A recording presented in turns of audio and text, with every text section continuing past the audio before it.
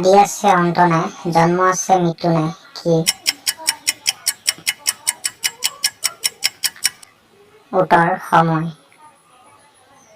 12টা কণী, 3খন চামুচ আৰু 1খন প্লেট, কোৱাচোন মই কোন?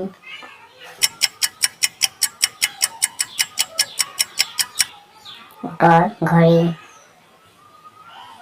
আপোনাৰ এনে এটা বস্তু আছে যিটো আপোনাতকৈ বেলেগেহে বেছি ব্যৱহাৰ কৰে, বস্তুটো কি? উত্তৰ আপোনাৰ নাম। কি হয় সেইটো যিটো আপোনাৰ ওচৰত যিমানেই বেছিকৈ থাকে সিমানে আপুনি চকুৰে নেদেখা হৈ পৰে? উত্তৰ আন্ধাৰ। সেইটো কি হয় যিটো মাহত এবাৰ আহে কিন্তু 24 ঘণ্টাৰ পাছত গুচি যায়?